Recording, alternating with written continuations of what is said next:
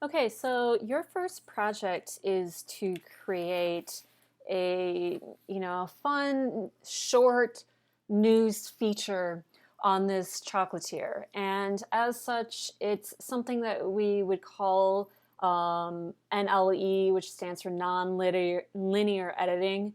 And meaning nothing has to be absolutely sequential. You have the freedom as an editor to be able to shuffle clips around, and it doesn't change the meaning of the story or the viewer's interpretation of the story. All that means is that, let's say there is something that was shot by the cinematographer the very last portion of the day, but you see that as an editor as a very great opening shot. Non-linear editing is exactly what you would be doing in this case. If there is something that you were documenting that had a time sequence, that would be a different story. But the reason why this is your first project is because you have greater flexibility. And as an editor with nonlinear editing, let's say you want to get started on a project. Let's say you're working on a film and the director hasn't shot the beginning of it yet or hasn't shot the middle of it. You can start working on different portions in a nonlinear way, and just make a space, make a little notation of when those clips need to be subbed in. Okay, so we have imported you've imported your assets into Premiere. Now your job is to go through and sort them, view them, and then make subclips with them. Okay, so this will be the most tedious portion of the project, and you'll find that with video editing, a lot of it is good housekeeping, making sure things are nice and organized at the very get-go, and then creating subclips and sorting through footage and making notations on footage. That takes a lot of time, but those, time sucks as they are. Like, it's going to take you a lot of time. It's going to suck up a lot of your time. Um, at the beginning, it actually makes your workflow go a lot faster when everything is nice and organized.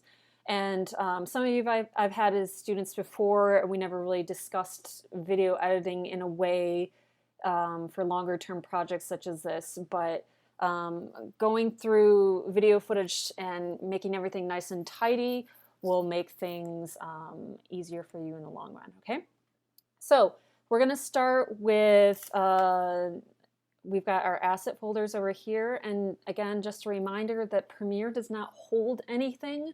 None of these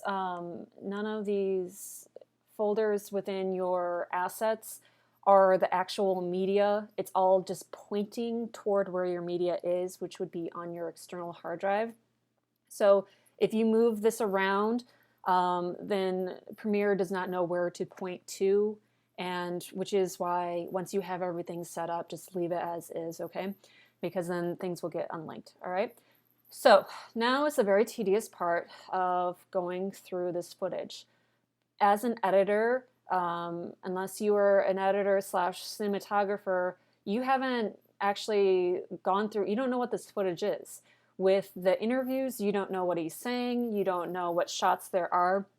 It's your job as an editor. Sometimes you just get handed a card with, straight from the camera, and it's a ton of media, and it's your job to sort it out, make sense of it, and to understand what the cinematographer was shooting and how to create a narrative and create a story from that material.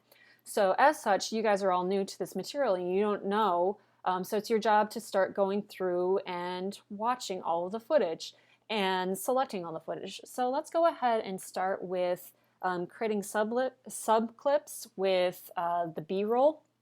We'll start with the kitchen B-roll, and you're going to go through each clip, each one by itself, and this is a lot. Some of these are 4 minutes long.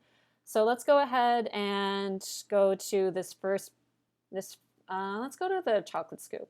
So if you double click on this icon, you will open up your viewer right here, and you can go ahead and scrub through and see, okay, this is a close-up shot of him ladling chocolate. Oh, it's so good. Labeling chocolate. So we see, okay, this is a close-up shot, and then let's say as an editor, we decide that we don't need this portion of him actually scooping it up. We just want, oh, that's the shot right there. So we are going to start our subclip by clicking on the letter I on your keyboard, I for in, marking in. So quick key, again, is just the letter I for marking in. And we are going to scrub through, and then it gets a little bit repetitive, and we don't need this pan down.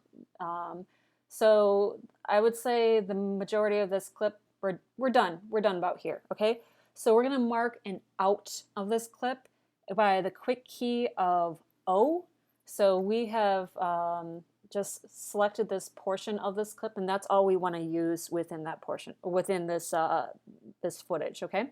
So to make a subclip, you're going to hit the keyboard key Command and the letter U as in umbrella. So Command plus U creates a subclip. And then here we can label this. We can label this, well, we can label this Scoop Chocolate, okay? And then we're gonna click OK. And then we have, do you see, we have created a subclip down here. Go ahead and hit the tilde, which is right to the left of your number 1 on your keyboard, will expand your project folder, and you can see your subclip is down here. Do you see how the icon has changed? And we've labeled that Scoop Chocolate. So we can go ahead and add a comment to our subclip to label it what it is. So this is a close-up, so perhaps I want to label this close-up. I can go ahead and add a comment to it. What you'll have to do is, if you see you're on your subclip right here, you're going to click on the name and then just right-click on that. It's going to say metadata display. And then you're going to expand this Premiere Project metadata down here. And then down here it says item comment. Click on OK for that. And you'll see that it actually dumps it off to the end right here, but I can go ahead and move this closer to the beginning. Okay, so if I click on here, I can click on close-up. So now I know that this is my subclip and it's a close-up shot, and that's exactly what I want. So I am set to go and with this clip, and I'm going to go ahead and drag this down. Before I drag that down, I'm going to go ahead and open up my B-roll, and this is my kitchen B-roll. So I will go ahead and drag this down to my kitchen B-roll. And then if I'm looking at my project, I have Scoop Chocolate, and that is my first subclip.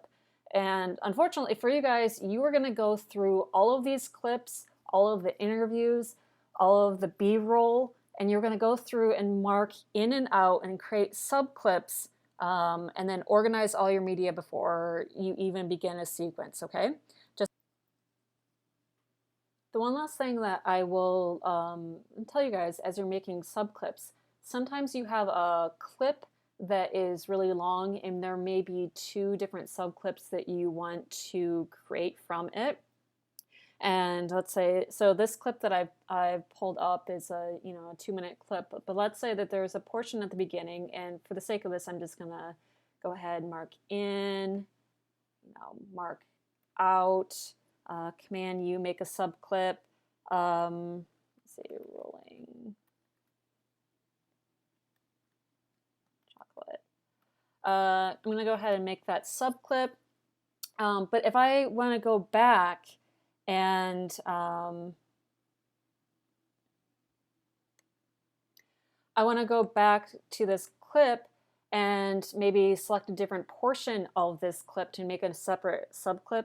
You see how you've already marked in and out. Go ahead and just hit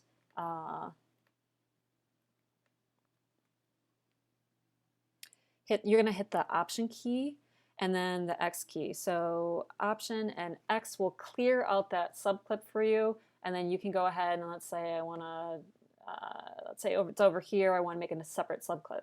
So Option plus the X key will make a separate selection after you've already made yours. So you can do these one by one where you're taking a subclip, or if you want and you're dragging it into your B-roll, or if you want, you can grab them all at the end after you've done it. But just sort through all that media, and that's your homework for this week.